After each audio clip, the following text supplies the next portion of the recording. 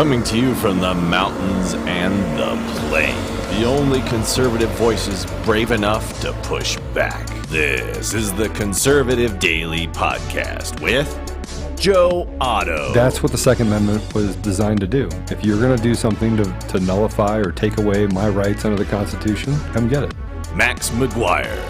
When you look at politicians on the left, they need to convince people that they are victims.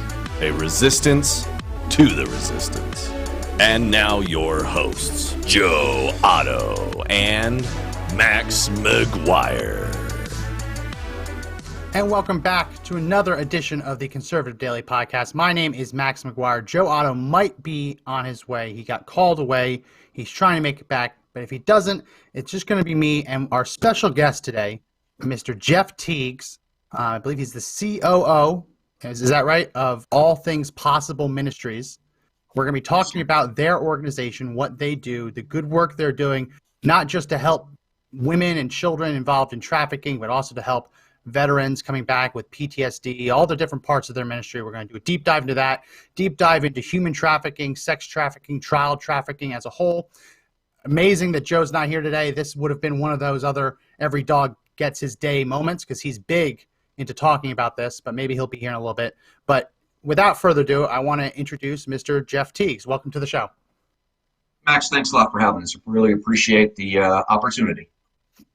So I don't want to put words in your mouth, so I'll give you some time to talk about what your organization, All Things Possible, does. But just going through your website, going through your materials, it seems that your goal is just to help people who, regardless of who they are, who are in moments of crisis. Talk a little bit about the specifics of what your organization does.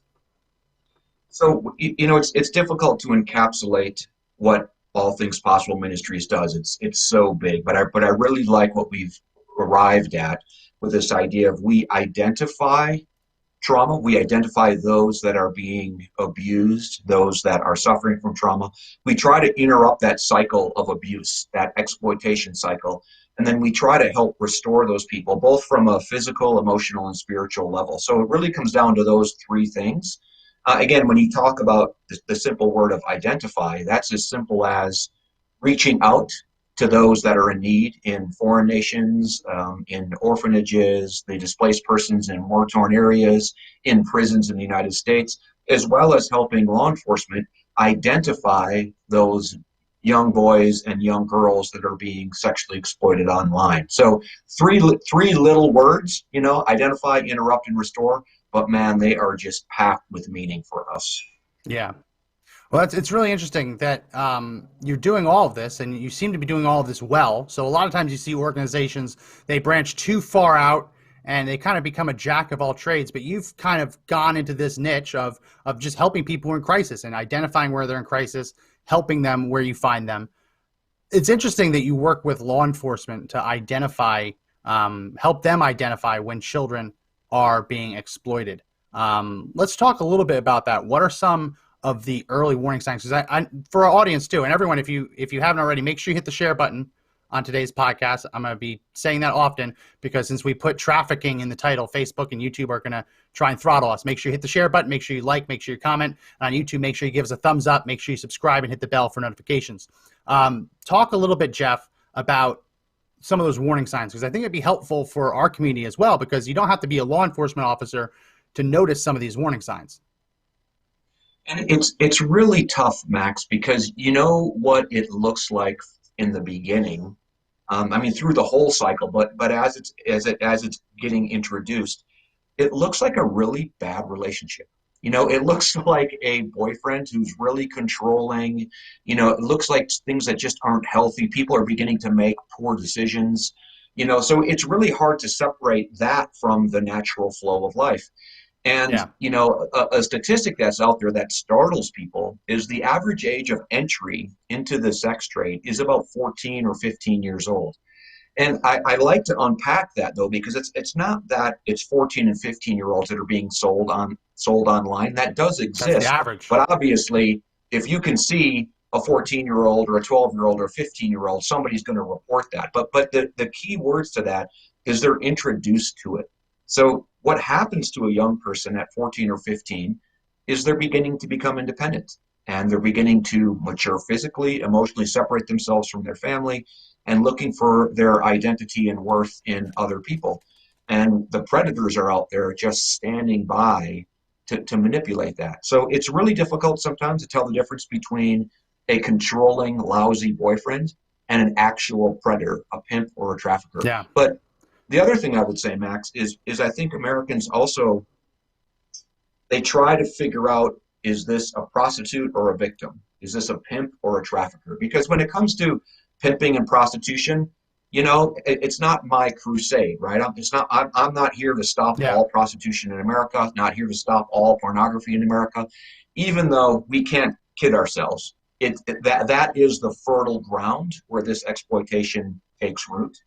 But people too often try to figure that out on their own. And what we do going in with All Things Possible is we consider all pimps traffickers, and we consider all prostitutes victims. And as that journey alongside them goes on, either law enforcement figures out the legal definitions, what you can prove in court, to take a pimp to the level of trafficking, or that victim has made decisions on her own through her life where now she kind of sits in that camp as a prostitute. Because where we try to get to people as early as we can are those traumatic episodes that get them there. You know what I mean? No little girl is dreaming of being a prostitute. No little boy is dreaming of being a pimp. There is a cultural thing. There are things that impact their lives and put them on that trajectory. So I want to touch upon excellent stuff for everyone watching and who will be listening once this goes live, once this gets posted as the audio form. I want to dive in real quick and just get a clarification. When you said that the average age of someone introduced into trafficking is 14, 15, are you talking about the mean, as in like you take all of the ages together, divide it by the total number, and that's the age? Or because obviously if that's the average, that tells me that there's some above and some below. So is that the mean, or is it the mode? Is that the most often found number, or is that just the result of averaging very young people with very old people? So it's really into the cycle, and the cycle begins with assessment and recruiting, and then it moves to grooming, breaking, and then maintenance and automatic. So if you think of this as a cycle, and what's interesting, Max, is I'm a lifelong soldier. I'm a lifelong special operations guy, and in the course of my time in military service, I began to try to look and see what is creating enemies to the United States. Like especially when you talk about this radical Islamism. How do you take a young man in country X, Y, or Z and convince him that he needs to go to Iraq or go to Afghanistan or go to another country to fight us? How does that happen? And as I began to unpack that, because I'm at the tippy point of the spear, right? By the time I meet that guy, it's time to put him to jail or take him off the planet. But we never want to try to kill or destroy our way to a victory, right? So that is essential it doesn't work. To lower violence. But how do you interdict that cycle? And that was when I first began to study this exploitation cycle on how you take a disenfranchised young man who is also looking for worth, looking for belonging, looking for that family, looking for that higher calling, and how Al-Qaeda and ISIS, they assess and recruit those vulnerabilities, and then they groom them into becoming a freedom fighter or a jihadi. And so let me follow up real quickly before you get on that. Average age 14, 15. What's the youngest you've encountered someone being introduced into sex trafficking or human trafficking? What's the youngest that your organization has encountered? That's a terrible question, Max. People need to know. People need to know. It has a terrible answer. It has a terrible answer. The youngest that I've ever been involved in it, and it was tangential to All Things Possible, was a 9-month-old girl. Oh. So let's table the cycle of exploitation and how trafficking and terrorism are similar. Well, I want to get back to that, but I wanted to make sure that, because when you say the average age is 14, 15, I don't want anyone to come away with the idea that that's just what everyone is, because you have prepubescent boys and girls that are involved in this. You have young children, as you just mentioned, newborns, toddlers. I want to get into that because it's very interesting, the cycle of violence. But before we leave on this average, talk about younger children, because obviously you can at least theorize why someone would be twisted enough to go after and to want to sell a 14 or 15-year-old girl. But when you get to these younger kids, the prepubescent kids who have, you have to be very sick to want to put them into sex slavery. So there are categories to all of this, and predominantly what we're looking at with ATP is the commercial sex industry, the underground commercial sex economy, they call it as well. And that's where these girls aren't kidnapped. You know, this is that cycle that begins where they're lured into this problem. Okay. And the reason we call it an economy is because it's that big. There are that many men buying, there are that many men selling, there are that many women being sold. So when you talk about a 9-month-old or a toddler or something like that, that's its own category. That is definitely pedophilia. I mean, that is something that is just beyond sick, beyond evil. Now, what's interesting when you think of this purely as a market, right? So there's that niche market of some sick individual that wants to purchase a toddler for sex. Okay. Now, those people are very few and far between. But the cost, the money to be made, you're talking about thousands of dollars, if not tens of thousands of dollars, that somebody will pay to have sex with a baby. Wow. Okay. So you see what we're talking market. You're talking very niche market, but it's high return. And then when you talk about the wider market where the typical American male that's purchasing sex, he just wants a pretty young girl. He doesn't want a toddler. He doesn't even want a girl under 18. But the market, what the traffickers are able to control is that girl that's in that age range of 15, 16, 17, because she's just easy to manipulate. So as long as the buyer can clean his conscience that, oh, this girl is 18 or 19, he's satisfied. So that's really what we're talking about. And when you're talking about the scale, the millions of people that are involved and trapped in sex trafficking, that average age where they get stuck into it is about 14 or 15. And one more stat that's kind of scary. The average lifespan of a sex trafficking victim statistically is about 7 years. So is that a lifespan of the time in the industry, or that's how long they're expected to live once they enter that industry? Once they enter that industry, the average lifespan is about 7 years. Now, again, people can argue statistics, Max, and again, you and I are here to talk stats. I think the reason I like stats is it's a launching point to have a deeper discussion. You know, so if the argument is 7 years, if it's 10 years, whatever, the point is the suicide rates, the PTS, the abuse, the murder rates that go along with trafficking are absolutely outrageous and really need to be considered a women's health issue. That is when we're going to pivot from talking about this as just an economy, but talking about this as rights and talking about this as a health issue, a pandemic in and of itself. So you mentioned stats. We love going over stats. Yesterday we talked about the shooting in Pennsylvania, the man who was shot by police rushing them with a knife. And we talked about the 21-foot rule, which is disputed. Some people say that it isn't 21 feet. Some people say it's more and less. And we had people emailing us saying that, oh, it's not 21 feet. It's actually longer. The police officers should have let the guy get closer to him with a knife before they shot him. It really strange stuff. But yeah, I agree that statistics are great for a launching pad. You can disagree with the statistics, but whether the average age is 14 or 15, right, we can still all agree that the fact that we can even come up with an average age tells us that there are far too many. And it's depressing. I know that you have to use the terminology, but it's depressing that we're referring to this as an industry, because this has become a black market industry. It's not just you talk about the difference of what happens in the home between what happens out in the market, for lack of a better word. People being abused at home, it happens, and they tend to be much younger than the people who actually get bought and sold. Someone in the comment section, I can't scroll and find it, just mentioned that they know that the sex trade was increasing under the Obama administration. Do we have any indication of whether it is getting worse or better under Trump?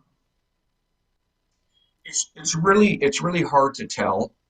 It's interesting because the trade is so complex. Like if you really do look at this as a market, there's supply and demand, and there's things that impact it. So under the Trump administration, they passed the FOSTA and SESTA, these two laws that basically said internet companies, you can no longer hide under the auspices of you're just this third party host allowing free speech. So they ended up Communications Decency Act. Right. It shut down Backpage, which was the number one purveyor of selling sex in the United States. Like it was about 90% of the market. And didn't Craigslist also take their stuff down preemptively, so you can't actually do like man wanting woman, woman wanting man? They took that down preemptively, I believe. Just seeing that coming. They did. It still exists, obviously, on Craigslist, but not at the scale. I mean, Backpage they had mastered the economy. I mean, they were making tons of money off of selling sex and knowingly selling minors. So it was a terrific law. But what it did, Max, was it fragmented the market, and the market is much more difficult for us to see and measure now. So Backpage was hosted in the United States, and all of these different websites that are selling girls online, they basically jumped overseas, and now they're being hosted overseas. That's really interesting. I tell you, you would be so pissed because a bunch of these escort sites, they put out an ad, so you'd log in to buy your girl, right? And there would be a little header that said, "Hey, we're temporarily offline.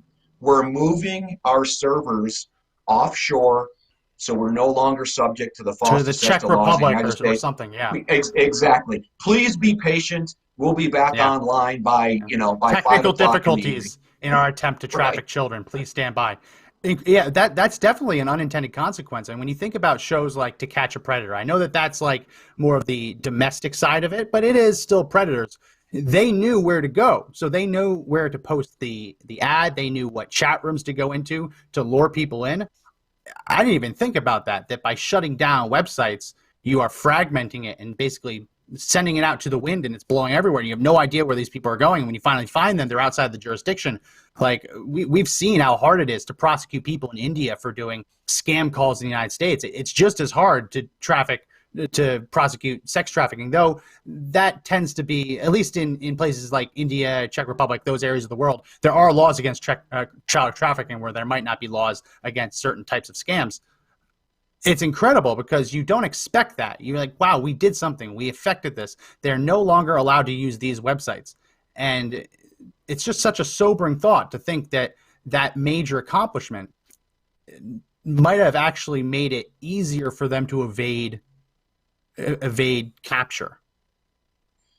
It is true, but I am not, and again, you'll have people on both sides of the aisle arguing this, but I would tell you the disruption that was caused by taking down Backpage and the FOSTA SESTA, you're talking about millions of rapes that did not occur. Yeah. Okay, and I'm going to use the term rape because, again, when we start calling it what it is, if you purchase sex with a minor, okay, an underage prostitute, a child prostitute, a child can't consent to sex, so you certainly can't purchase. So you're raping this young girl. So in that interim, and even to date, because it has been pushed into the corners, there have been millions of rapes that did not occur. So I think when you look at this macro, it certainly is terrific, and we're trying to catch up. And finishing back on your other question, what it appeared to me was that with the Obama administration, we were putting a lot more focus on trafficking overseas, and a lot of the money that was going to counter trafficking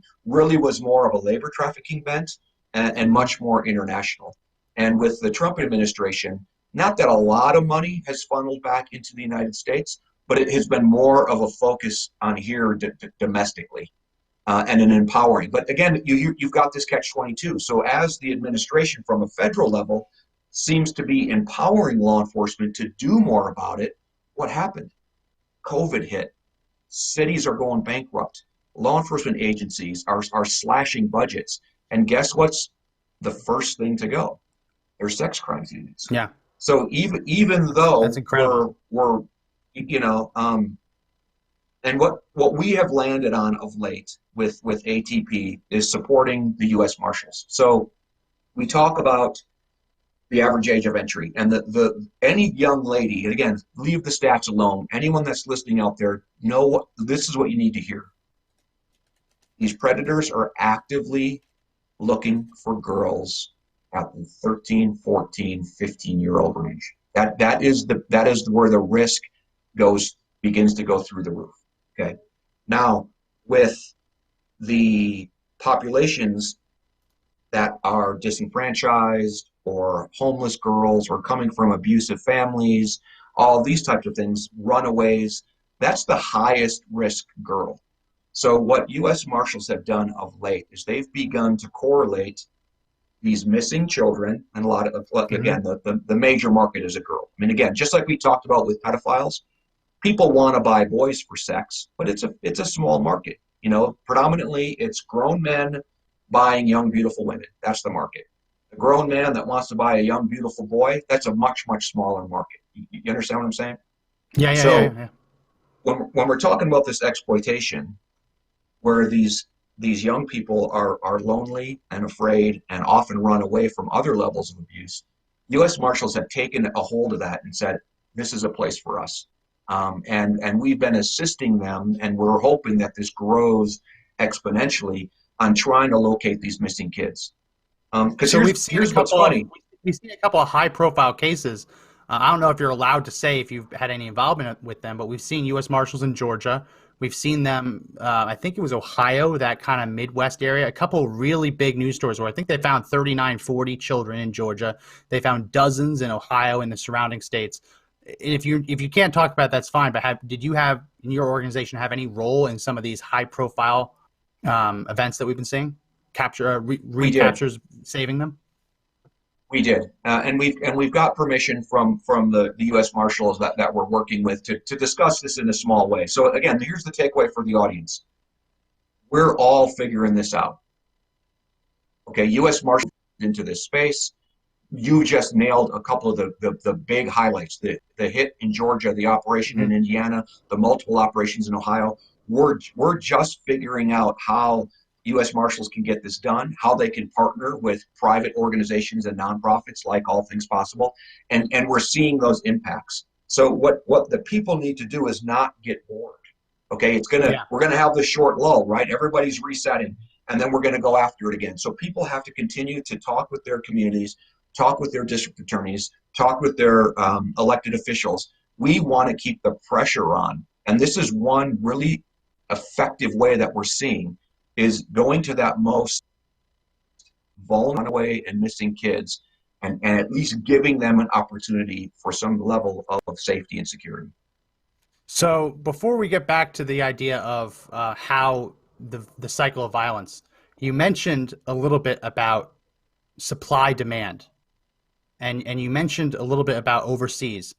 Right now, if I had to just take a 30, 40,000 foot view, international travel is cut off or very, very limited. So it's not as easy to fly into Southeastern Asia to buy sex. It just isn't. So with that cut off, we also don't have big sporting events. We know things like the Super Bowl are a big rallying event for people who want to buy sex, right? Wherever the Super Bowl goes in a given year, sex trafficking tends to spike because people who go, they want to buy women or girls for sex. So we saw that like March Madness was canceled.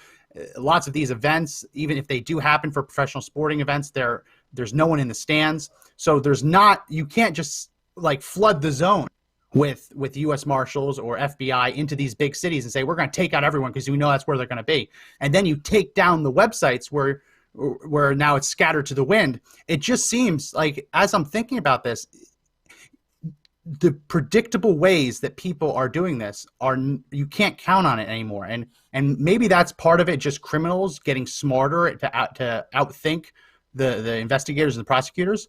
But I don't know. It seems like you have to throw the playbook out during this pandemic because you can't expect where these people are going to be, whether it be online or in person. Am I off base on any of that? No, and when it comes to these big, people always talk about the Super Bowl. The fact of the matter is, where there are large gatherings of men with expendable income, there will be sex spikes. You know what I mean? Yeah. And I don't care if it's the Democrat National Convention, the Republican National Convention. You know what I mean? It's the shot show in Las Vegas. Yeah. You know, Yeah. anything where there are men with dollars, you'll see these spikes. And with COVID, yes, we're seeing less movement. Like girls aren't being moved across the country, and we've seen a hit in the bigger cities. So like the major markets, an LA, a Detroit, an Atlanta, a New York City, these major markets have a slight decline in demand. It's beginning to rise back up. So what you saw with COVID come in was initially guys were like, it's okay, we're still going to buy sex. And actually the women that were being sold, the pimps and traffickers were taking advantage of that. They're giving like COVID specials, 2-for-1 specials. I mean, it was ridiculous what they were doing. And then the fear took over. So you began to see a little bit of a drop in the market in these bigger markets, but you didn't in the smaller communities. So take a place like Denver. Okay, Denver's going to have organically to it a thriving sex economy right in Denver. But then you're going to have all of the suburbs, right? So all of the suburbs, when you're talking about Aurora and Centennial and Pickett suburb, those people are going to be coming from the suburbs and servicing customers inside the city. So all that really happened was you stopped to see that movement, and things went up in the suburbs because the demand was still there. And what traffickers ended up doing, because they had to give discounts, right? They're literally giving coupons, Max, COVID coupons, so people would still purchase. What a lot of the pimps and traffickers did was, because the volume was lower with individual women, they went broader. So instead of having 4 or 5 or 6 girls, which is the usual stable of a trafficker, is about 4 to 6 girls, they ended up bringing in 10 girls. So he's not making as much money off of one, but he diversified. And literally, you're talking to businessman. Yeah. What's selling? Yeah, it's his White business. girls, black girls, Hispanic girls, Asian girls, what age? They follow the market and they work that demand. So we've seen a disruption in the sex industry, but my fear is that when we come out of this, we're going to see a spike like we've never seen. Because again, we're talking about the cycle. You and I we're talking about the maintenance and automatic phase where the girl's being sold. But in the assessing and grooming phase, it's higher than ever, because our girls, they're locked at home online, and these traffickers are reaching them, pretending there's something they're not. And as things begin to normalize, it's going to be worse than ever is my prediction. Yeah. That's a very sobering thought. We'll get back to this towards the end, but I want to jump back to this idea of the cycle of violence.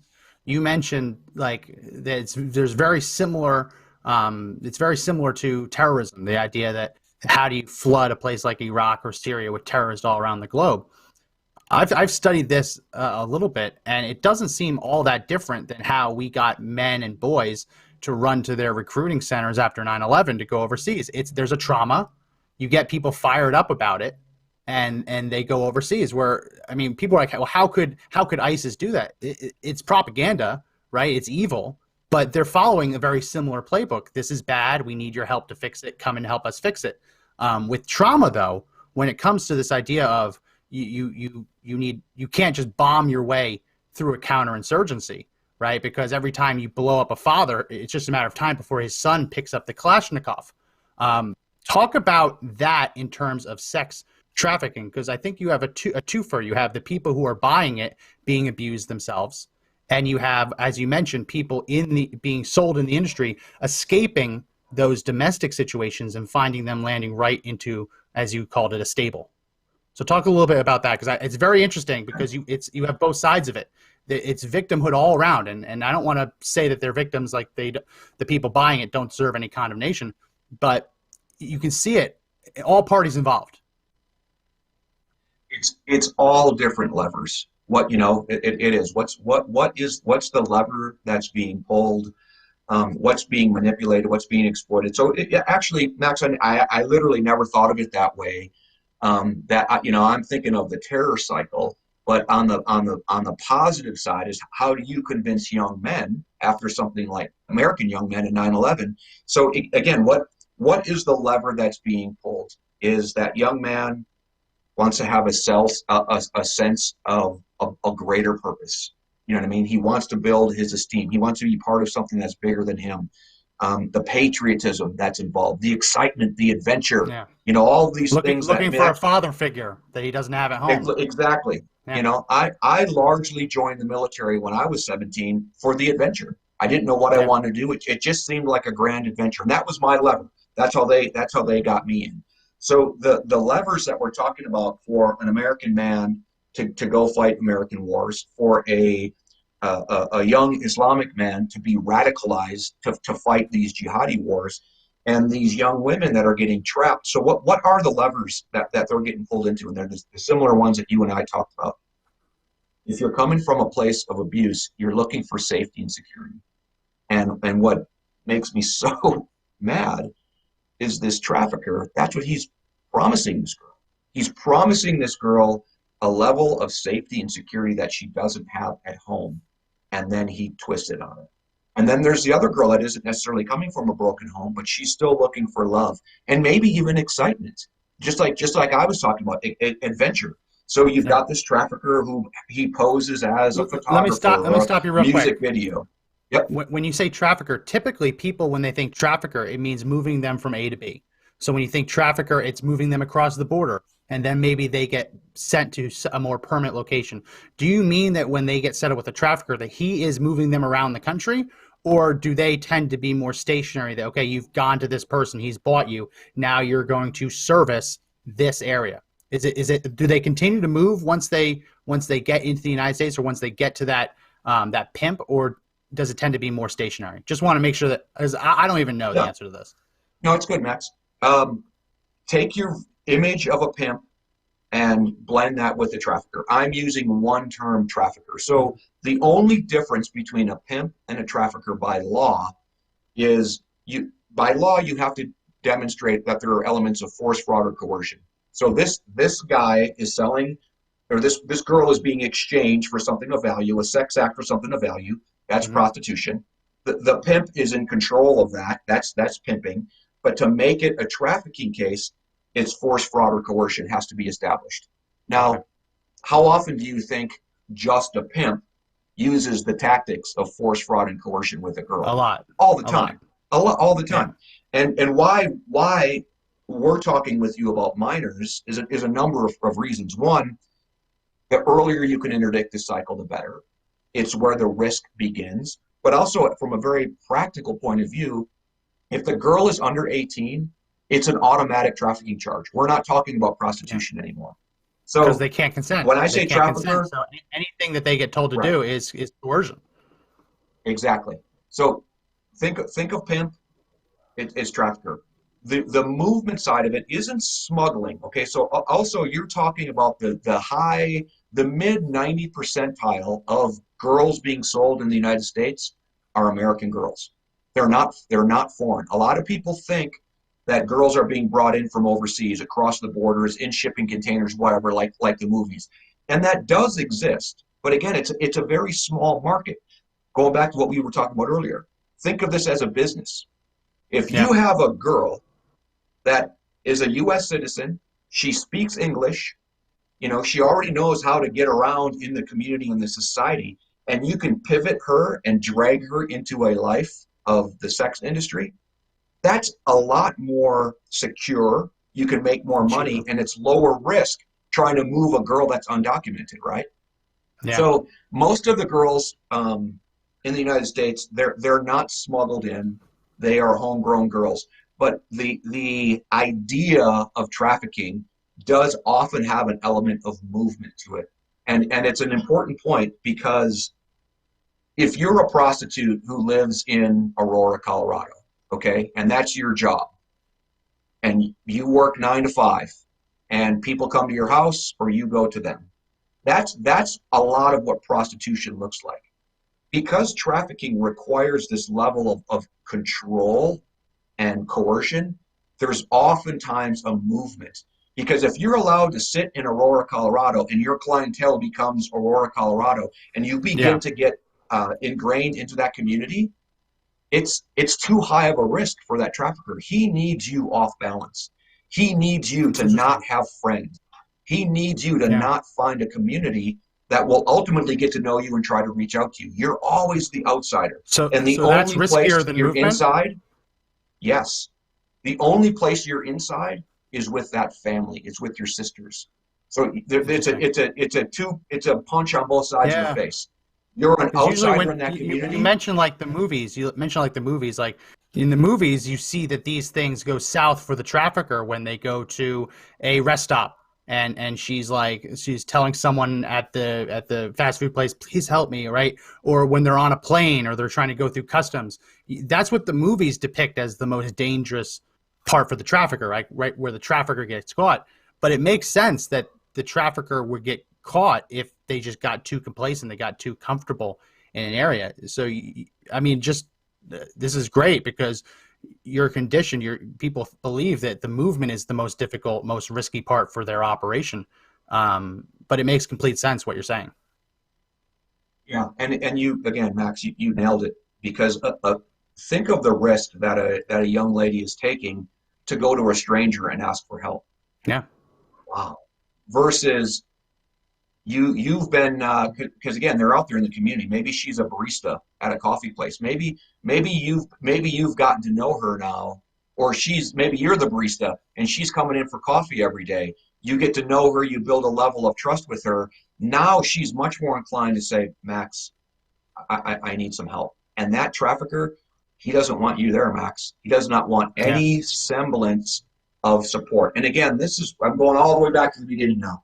This is what ATP is trying to do, is just let the people out there that are lonely and lost and suffering from trauma, let them know there are folks that care about you. There are men and women and families and churches and communities that care about you, and we're looking for you, and we want a better life for you. Because imagine that young girl stuck in a room. She's got 10 minutes between tricks coming in, and she is just convinced nobody loves her.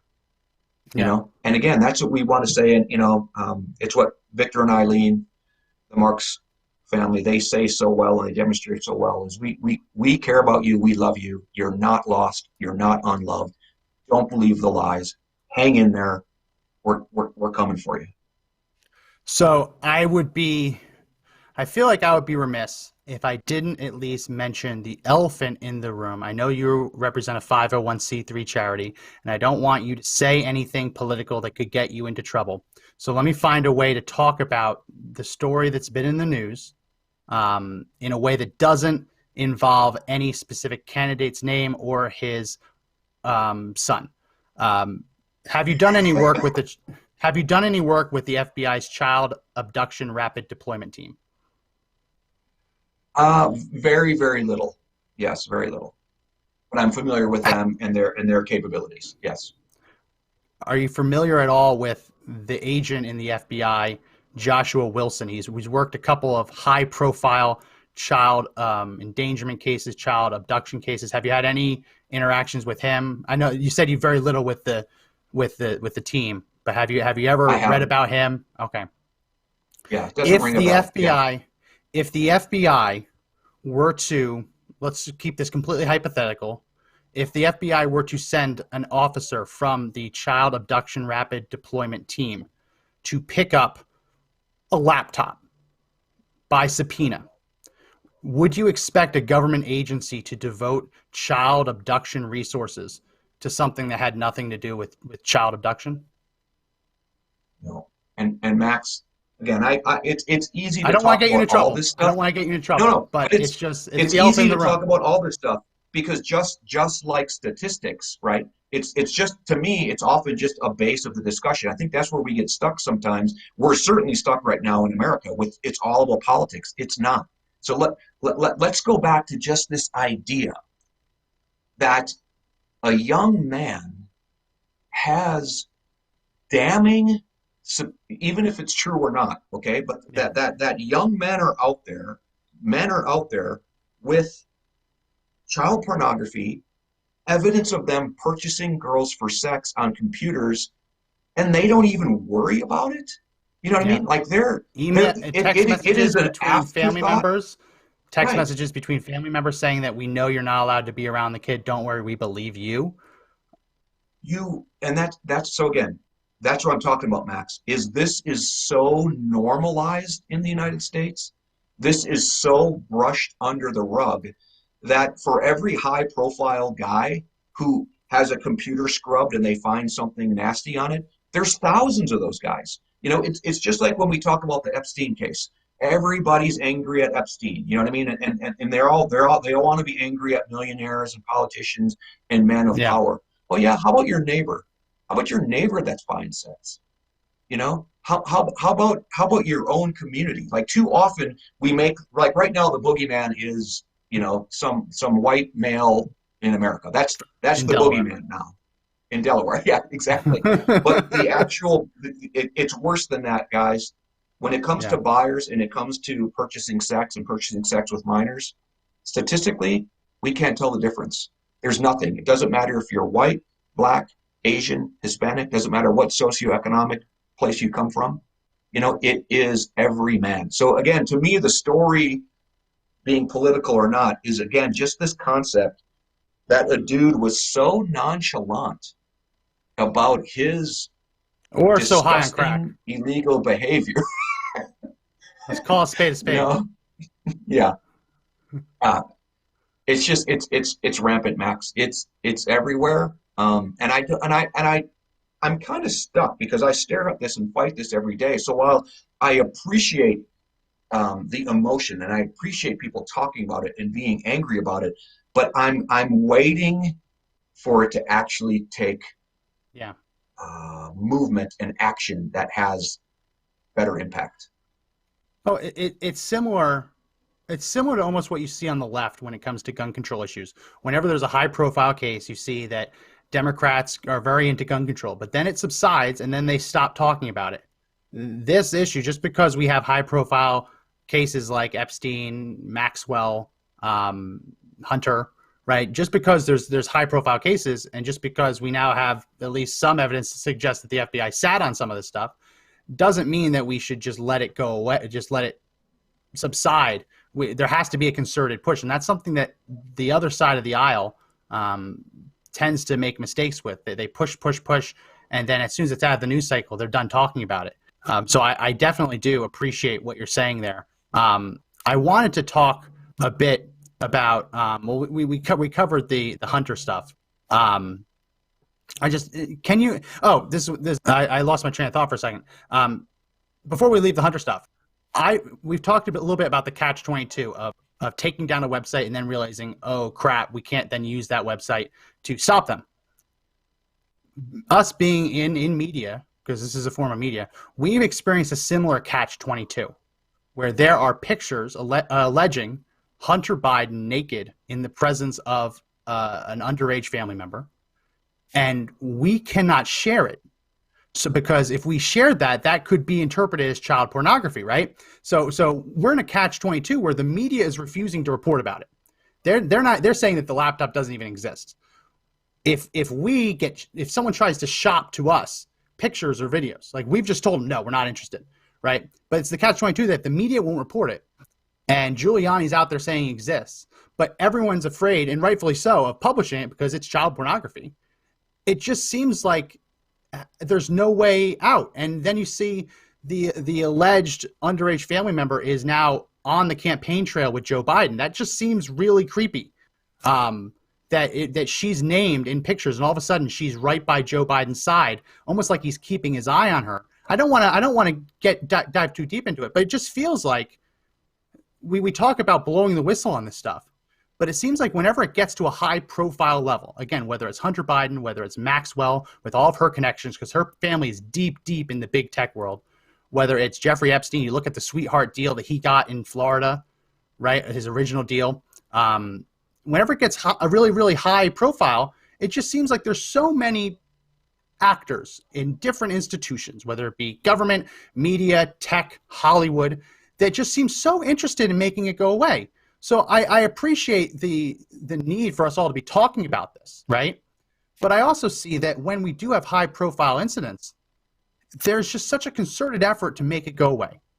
And I wanted to pick your brain and see if you know why, because is it because people are in on it? That's my first thing, like especially with Hollywood, right? Are people in on it? Is it a Weinstein situation? Is that why no one wants to blow the whistle on Weinstein because they're connected? Or is it just that is it politics? Is it like no one wants to go after Jeffrey Epstein because he is a powerful Democrat donor? It just blows my mind how you can learn that these people are abusing, trafficking minors, and it's just the impulse from so many sectors of our society is just to make it go away. I don't understand why. Well, interesting, Max. And again, I'll hopefully I'll take it up one level and hopefully talk about something for the listeners to think through. I am a counterinsurgency and counterterror expert. That's what I've devoted my whole life to since I was 17 years old. Again, even the nuances in counter trafficking are very similar. I studied it, master's degree in it, all of that. And when you talk about counterinsurgency, all right, or an insurgency, the number one objective of an insurgency is legitimacy. It is a war, a conflict for legitimacy. Is this group legitimate? Inside of a power vacuum. Not legitimate. Inside of a power vacuum, or even to wrest power away.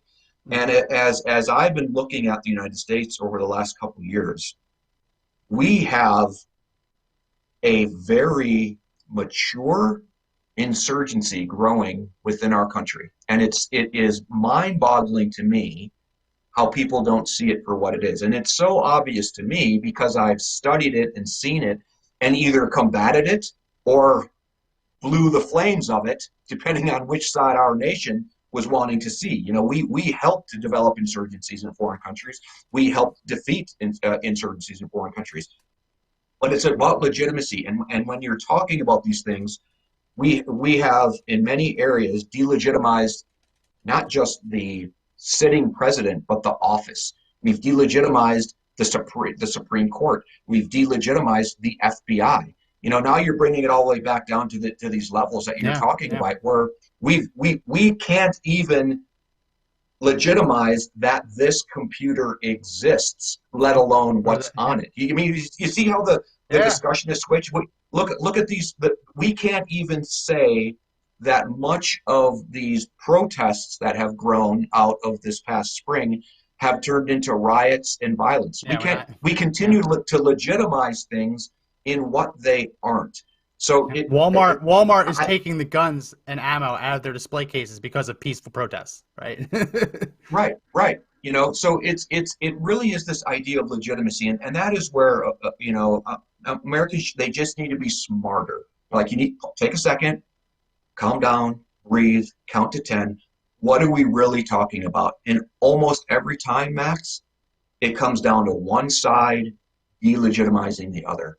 And as that balance begins to be shifted and altered, it's very hard to recover from. And I think that's where the folks that are on the right or more conservatively leaning have been asleep. They haven't realized that this fight for legitimacy has been going on for decades. And we've just kind of been sitting, watching it, not fully recognizing what it was all about. It's interesting that you bring a counterinsurgency kind of approach to this, because if you think about what was happening in Iraq, where you're trying to get the Kurds, the Shia, the Sunnis all into the same room to agree, hey, let's not blow each other up. And they're like, well, no, they deserve to be blown up. No, well, they deserve to be blown up. I imagine that if you got all three of them into the room and you brought up something that was truly universally haram, right? Children should not just be brutally raped. I think you'd be able to get them to at least come to some agreement that, yes, we should not have trafficking inside of Kurdistan, Sunni or Shia-controlled Iraq. Whereas here in the United States, like, I don't think we've reached the bombing part of it. Even though they did just find explosives in Philadelphia in a van, we haven't reached that. But we do have. It's weird that it's just one political party just doesn't want to talk about it. And just if it comes up in the news, the media says no. Like the Jeffrey Epstein story was on ABC's, this one reporter's desk for a year. And there's a video online, viral video of her in a hot mic moment getting pissed because she had Epstein dead to rights and the network wouldn't let her run it. I mean, that's not a low-level booker or low-level associate producer making a decision. That is the top of the network saying you cannot run this because Jeffrey Epstein's a friend of ours. He's a good man. It's so depressing because even in areas of great insurgency turmoil where you're talking about like out of control, failed state Somalia, Syria, you can at least get both sides to agree that children shouldn't be trafficked and raped. They might do that on a personal level, but they at least can publicly agree that this is a problem that we should fight against. Whereas here, it's just, I don't know. It's just, how do you win the hearts and minds of people that are actively trying to silence news stories blowing the whistle? And, I retired 5 years ago and dedicated my efforts into this.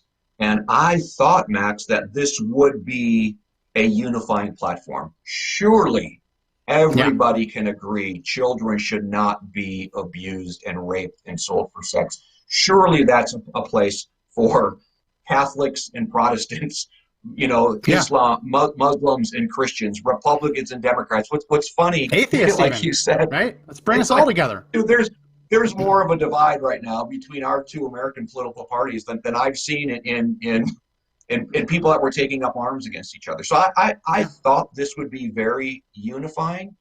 I still hope that it will be, but I don't know what it's going to take. And as we move closer and closer to identity politics, this is one of those things too that, I'm learning as we go. And there are certain sectors in America where I am unqualified to talk about sex trafficking, because I'm a white male, A cisgendered white male. Right. Even though the majority of the victims that we serve, these women that we want to take from victimhood to surviving and thriving, are African American and Hispanic. So African American girls and Hispanic girls are overly represented when it comes to sex trafficking and sexual exploitation. So that's one of those things, Max. We're back to legitimacy, right? So I'm delegitimized as an individual who has a professional set of skills that can assist in recovering African American and Hispanic and Asian girls, in addition to white girls, from a life of sexual slavery. That's ridiculous. So how do we get past that? And I'm hoping and praying that whatever happens after this election, that we move into 2021 and we lend a little bit more legitimacy to each other. We develop a little bit more intellectual honesty, which is all I want. You and I can disagree 100% on something, but if you're being intellectually honest, Max, I respect your opinion. I don't know, man. Am I a dreamer? Like, is it going to happen?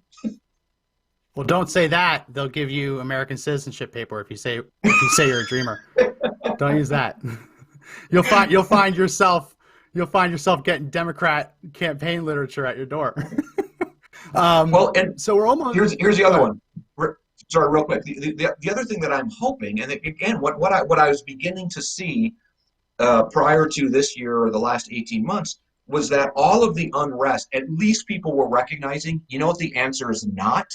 The answer is not federal government.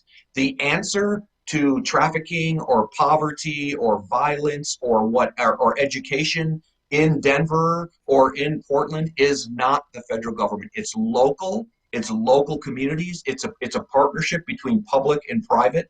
That's the answer. We've got to start solving problems on our own. We were moving in that direction, and I thought, fantastic. At least something will come out of this. We'll stop looking to Washington, D.C. to solve problems across our vast nation.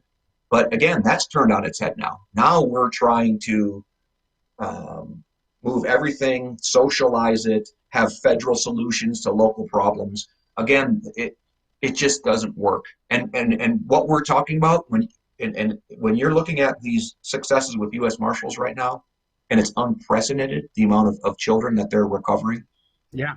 It is purely hosted by the federal government, giving permission for these federal agents to take part, but then it is powered down to the communities, the nonprofits, the private entities that are really closer to the problem to arrive at impactful solutions. So we're coming up towards the end, and it's been a great conversation. Anyone who enjoys this, make sure you hit that share button. Make sure you like. Make sure you comment on YouTube. Make sure you give us a thumbs up. Hit the subscribe button and hit the bell for notifications. I just have two more questions I want to pick your brain with. I don't know how much you've read into the conspiracy theory of QAnon. We don't support it, mostly because I don't have time to dive into it. Now, there are people who say, oh, it's a claim that there are Satanist cannibals in government. I've seen people present it as a very simple explanation of there are powerful pedophiles in positions of power, and they deserve to not be in position of power. But we see, regardless of what side of the aisle, regardless of whether you think it's a legitimate conspiracy or not, or just a theory, we've seen something we've never seen before, that people talking about this kind of stuff are just demonized, and they're thrown out, and they like, oh, it's a conspiracy theory. They're kooks. Like the minute that someone says, yeah, it's interesting what QAnon people are saying, they're just blasted as a conspiracy. So even if the larger claims are false, we all know, we've seen the stories that there are powerful pedophiles who pull different levers in our society and are protected by other institutions. Regardless of QAnon as a theory, as a conspiracy theory or a conspiracy, how dangerous is it that as we see this, same with the laptop, it's Russian disinformation, right? It's fake news. How dangerous is it that we live in a world where people come forward, whether it be unsubstantiated theories or, in the case of the laptop, serious evidence, and they're just branded as conspiracy theorists? How can we have the conversation if the minute you post about it, you're taken down by Facebook for fake news? It's difficult, Max. And again, my expertise has been in special operations, and very specifically a special forces soldier. Okay. And one of the things that a special forces soldier does, and we're a little bit older, but we're trained to understand, strategic decisions, global politics. But what we did, and what I did often in my career, is take these two seemingly opposing sides, the Israelis and the Palestinians, the Shia and the Sunni, the Iranians and the Iraqis, the shining path and the proving. I mean, you pick an opposing group, and they used us, the U.S. Special Forces, as that third party to open a dialogue. You know what I mean? This person won't talk to this person, but they'll talk through me. And I really loved, as much as I love being, like a soldier, the action, the excitement, I loved this role of being that mediator, of being that third party that could open up dialogue and try to find the genuine grievances, that each party has, and begin to move towards solutions. And as a special forces guy, the most frustrating thing was when you would enter into that relationship and one or both of those parties did not want to dialogue at all. Exactly. One would discredit the other one wholly off of their identity. You're this, I'm not listening. Again, it comes down to that legitimacy. So I've seen it all my life, how problems get solved with open dialogue and listening to the other side and recognizing the genuine grievances, and moving towards some smaller solutions, and I don't know where it's going to lead. I've never seen it in America just this opposing. There has to be that. It's more the public polling says that we are more divided than at any point since the Civil War, which is frightening. Yeah, and I think reason and rationale has to win the day. Look for the unity that we have in America. I mean, Max, our country is amazing. Like when you fly across the United States, the diversity we have in people, in thought, in cultures, in geography, it's an amazing country that we are holding together on ideas that unify us. And if all we focus on are these ideas that divide us, I just don't know how that survives the test of time. I mean, you look at places like South Africa where they had a Truth and Reconciliation Commission to bring the country back together. I don't think we're there yet, but if we had a Truth and Reconciliation Commission today, we wouldn't even be able to decide on what the truth is, right?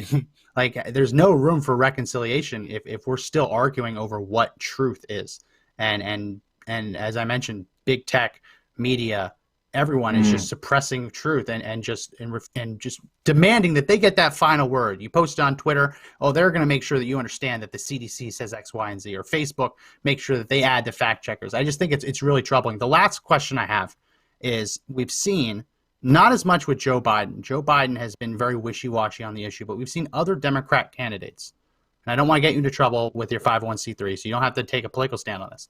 But we've seen Democrat candidates especially, and I guess even some libertarian candidates, make a push to decriminalize sex work. And the way Joe Biden explains it, actually, I want to read. We'll read it. We'll read the quote. This is a full quote, and I'm not gonna sugarcoat it. This is what Joe Biden said. He was in Nevada. In your state, you've made that judgment talking about sex work, and you have a mechanism by which to oversee what's happening. And so I'm not suggesting I'm going to come and change the law in your state. But there's a whole range of things that matter. It matters whether or not how you got into the trade, whether you got pulled into the trade, or whether you're underage, etc. And whether or not you're owned by a John who's taking your money, etc. There's a whole range of things. So the Democrat Party seems to believe that you can decriminalize sex work without exacerbating trafficking, because they're apparently going to set up a whole system where only people who voluntarily are in it allowed to do it. Is that possible? Is it possible to decriminalize sex work and have no impact on the trafficking situation? I don't think so, Max. And you know, as a general rule, I'm not into supporting human vices. Okay, I'm not into legalizing drugs. I'm not into legalizing prostitution. Now, there's a difference between legalizing something and not enforcing those laws. You know what I mean? Like, if people want to smoke pot, I don't really care. Okay, you know, there's levels of things. It's almost to that point of two consenting adults that want to engage in the exchange of money for a sex act. Again, it's not something that I think we need to be carrying around a hammer with, you know, but it's normalizing vice, it's normalizing vices, and as that enterprise expands, there's going to be a more of a criminal subset to it, you know. And I just also go back to this idea, and there are sex workers that will tell me I'm crazy, okay, and what do I know? But man, that unicorn of that young lady who decided that she was gonna sell her body for sex without any coercion or any of that. Yeah, and she's doing it because she has greater aspirations of becoming a surgeon or astronaut or something. Yep, that person exists, and they're a unicorn. You know, the again, statistically, somewhere in the high 90 percentile, these women that are involved in the sex industry have undergone some level of abuse. You know, so how about instead of decriminalizing sex, we destigmatize the sex worker, but try to offer them other ways out. You know what I mean? Yeah. We continue to denormalize. One of the biggest things studies have shown is why the sex industry continues to grow is because we continue to normalize it. And again, it's normalized through the explosion of pornography. It's normalized in different sectors across the United States. We have to convince our own culture purchasing another human being for your own pleasure is not right. Okay? Yes. But again, criminalizing something, not enforcing something, those are two very different things. It just saddens me that we listen to this fringe argument about why sex should be decriminalized, and we avoid the elephant of the closet, which is the trauma and abuse that is just intertwined with it. Yeah, very, very spot on. I'll just say this, that the same people who want to decriminalize, not all of them, but many of the same people who want to decriminalize sex work are also some of the leading voices that say pedophilia is not a crime, it's a mental disorder. So it's very concerning to me, because you always, decades ago, you say, oh, it's a slippery slope, and people laugh at you. But there is a non-zero number of articles published on major newspapers like New York Times, Washington Post, arguing that pedophiles are just going through a mental crisis, and that they need to be understood. They need to be cared for. And it's very frightening, because you see the different parts of that argument converging, and if both of those sides get their way, it's a very frightening outcome. Well, I'd love for you to get a chance to tell our listeners, tell our viewers where they can go to help support your mission, and learn more about it. So I'll give you that final word, to help people figure out how they can help. It's really simple. VictorMarks.com. So when you hear Victor's story, he underwent some of the most brutal, violent torture, psychological torture that a human can endure. And he has come out on the other side of that with his wife, Eileen, who was instrumental in his healing. And he has built an entire organization and a ministry in reaching these people who think that they are lost, or they're not good enough, or the things that they've gone through can never be forgiven or healed. It can all be forgiven, and it can all be healed. So VictorMarks.com, you can't miss him as a personality. I'm new as the chief operating officer there, and we've got stuff happening all across the globe. But it goes back to the thing that you were just talking about, Max. If we can't protect our children, if we can't agree that one of our priorities as adults, and quite honestly, Max, as men in America, can we not agree that it is our responsibility to protect our children? Because that's where it starts. And trying to put together Humpty Dumpty after he fell off the wall is not the answer. So we appreciate people's support. It's been an incredible 2020. All Things Possible has a lot in store for 2021. So I'd love to share more with you. You guys are nearly our neighbors. We want to have you guys down to our training center. That's something we just built to bring people in, to equip them, again, with the physical skills of how to protect themselves and protect their loved ones, and have a place where they can just share the things that they're struggling in. So excited for the year. We really appreciate all of our supporters, and want to encourage any of you out there in America to join arms with us. It's going to be a fascinating year. Well, I'd love to go down there, because I've heard that Victor has some very amazing disarmament techniques. He's very good when it comes to disarming people with guns, knives. Very interesting. I've watched a couple of videos of him. So I'm sure that will be very interesting. I'd love to come check it out. And we'll definitely have you on again. It was a very insightful interview. Well, I want to thank Jeff Teagues for stopping by and talking. I'm going to give it a little brief spiel. You can stay on or hop off either way. That's going to be it for this edition of the Conservative Daily Podcast. Thank you all for watching. Remember, we go live Monday through Friday, 2 p.m. Eastern. Also, make sure that you subscribe to our audio version of our podcast. We just had our best month ever in October. Very, very exciting. You can do so on Apple Podcasts, Google Play Store, Spotify, now Pandora as well, iHeartRadio, TuneIn, and Podbean. We now have 13% of our listenership coming from Spotify. Very exciting, so make sure you check it out there, as well as like and follow our Facebook page and our YouTube channels. Make sure you check out our store, help support the channel. Follow us on Parler at Conservative Daily, and we'll be happy to follow you back. If you text FREEDOM to 89517, you'll receive text alerts when we go live. We also have a link in our description to sign up for our email newsletter to get our action alerts as well. And remember, if you want to help support Jeff Teagues and the ministry, make sure you go to VictorMarks.com. So that's going to be it for this edition of the podcast. My name is Max McGuire. Remember that the fight to take back our country, clearly, as we talked about today, is not over. But the only way we win is if we all stand and fight together.